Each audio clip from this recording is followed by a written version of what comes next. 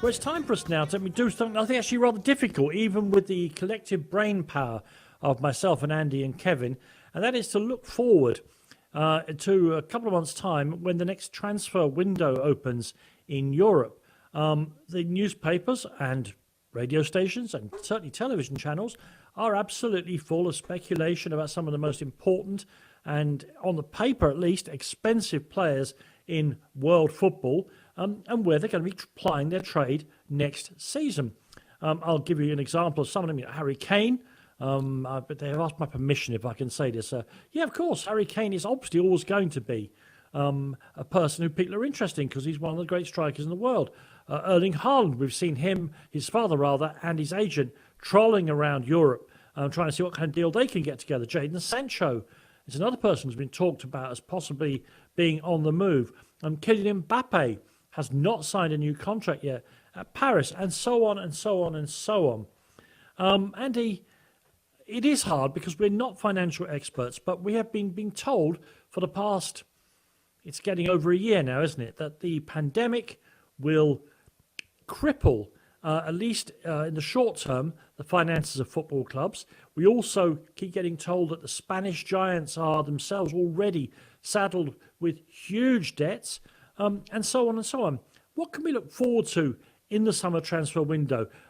Are any of these transfers, let me ask you any question you can't really answer, you can only speculate, are they even possible in the current climate? Many of them are not, Danny. And I think what we're looking at in terms of the transfer market this summer is a lot of creativity. There's going to have to be. Now, in terms of the pandemic, that's not completely responsible for where Real Madrid and Barcelona, who you touched on, are at. Because, of course, Real Madrid, as we know, are halfway through or three-quarters of the way through a major redevelopment of the Bernabeu that's cost them €500 million.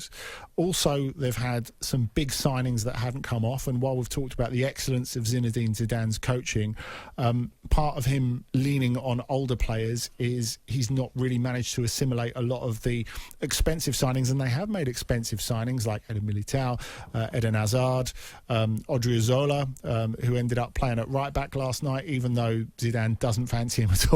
But they're really down to their bare bones at the moment. He cost €30 million.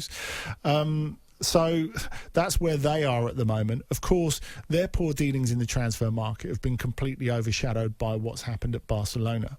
And I do still sense that things are going to get worse before they get better for Barcelona off the field, certainly. Now, they've kind of stumbled on this formula on the pitch where they can surround Messi with really estimable young talents, and maybe that's their way forward. Yeah. And I think it can be their only way forward, really, because, you know, we've all looked at apartments, flats and houses that we can't quite afford before. And really that's what Barcelona are doing with Erling Haaland, I think. And of course the meeting, it seems, is already instigated by the Haaland entourage. The thing is, it's open-ended. I think with Haaland, it's partly putting a degree of pressure on Dortmund to say, look, if you don't make Champions League, maybe we will go and maybe you won't be able to stop us.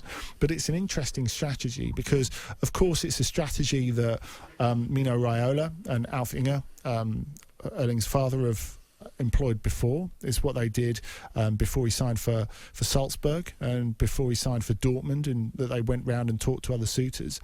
But it's not necessarily putting a timescale on everything, because Dortmund have to play ball and someone has to pony up the money, which would be probably around twice what his apparent release clause is for summer 2022. Definitely.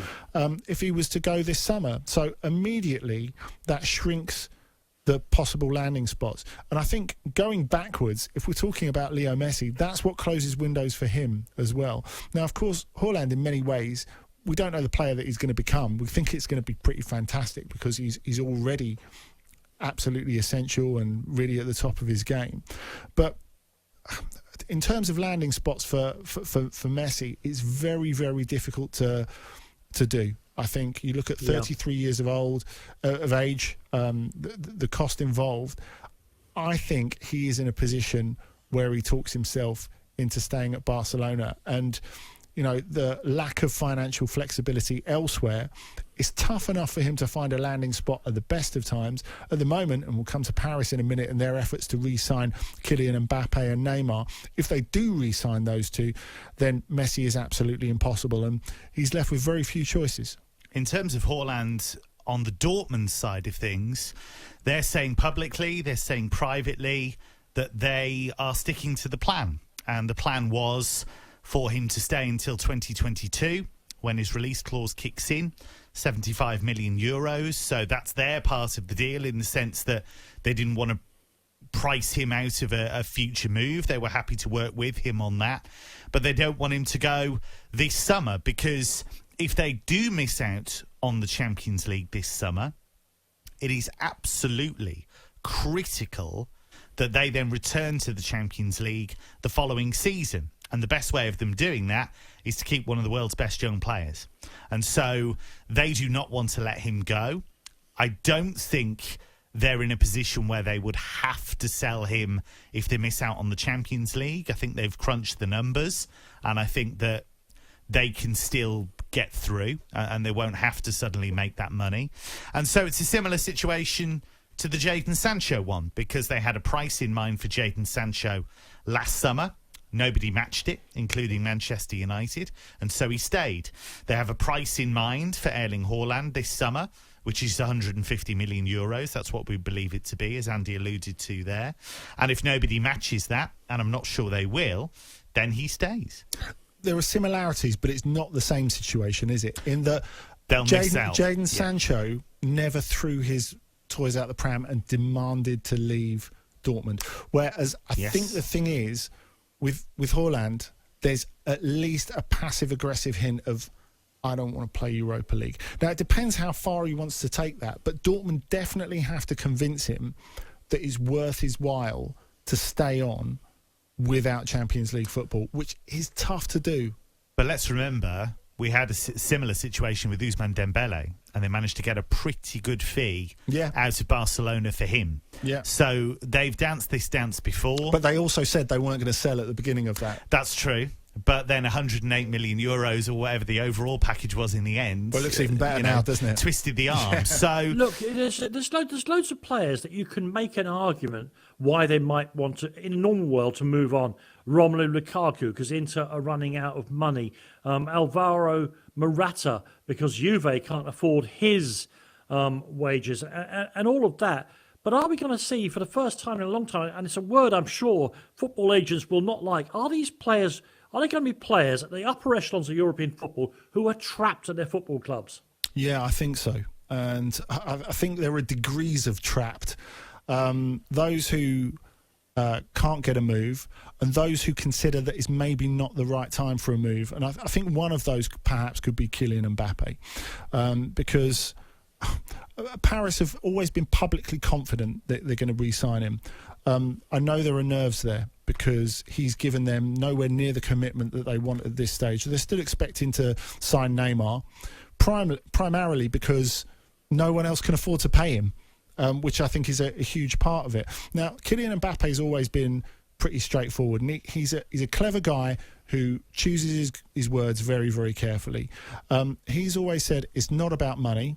Of course, it is about money to an extent, because money conveys respect, but he's always said that it's about the project. He wants to be convinced. However, I think you look at the move that everyone's always lined him up for is Real Madrid, because of course he loved Cristiano Ronaldo as a kid, etc., etc. I think he's grown up now and he's more realistic. Yes, he would like to go to Real Madrid at some point. Yes, he has had long-term contact with the club through his agents, through his family, through his entourage. However, I think at his age, you can decide, yes, I want Real Madrid one day, but does it have to be now? What sort of, if I sign for them, what sort of project can they put around me? It's not like they can have another summer of 2009 where they sign Benzema, Cristiano Ronaldo, Kaká in the same summer.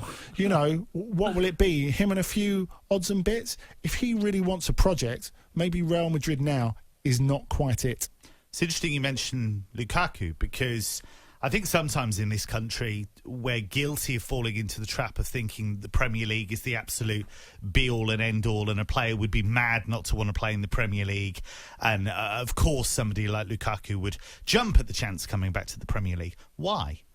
He's having a great time at Inter Milan. He's working for a coach that absolutely loves working with him, a coach that wanted him, a coach that has really worked with him.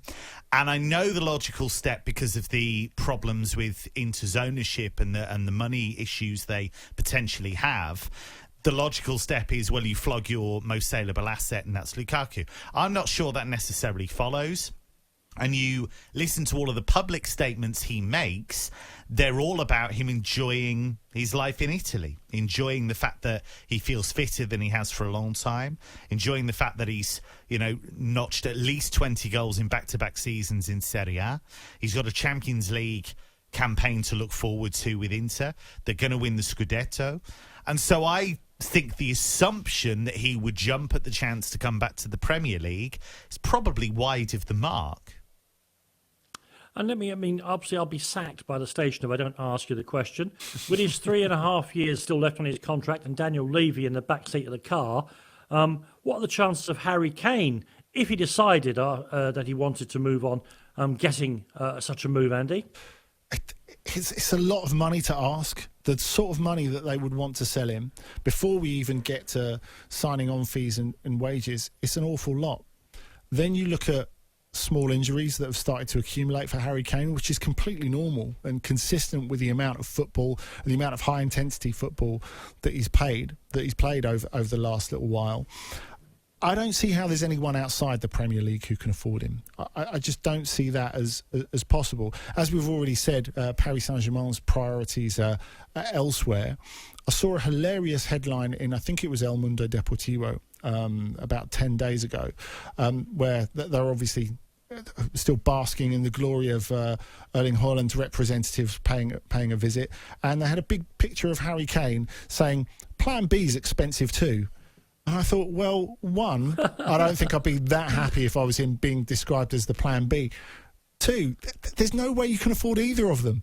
Or no, probably probably even a pair of their branded replica boots, because they couldn't afford Memphis Depay in January. And another thing we forgot to mention with Barcelona is, after Joan Laporta was re-elected as president of the club, the guy who was the financial mastermind who was going to make it all right in the future said, "You know what, I'm not going to be joining you on this trip. You're going to have to find someone else." So there are a few sums and a few numbers that they have to crunch before the start of next season.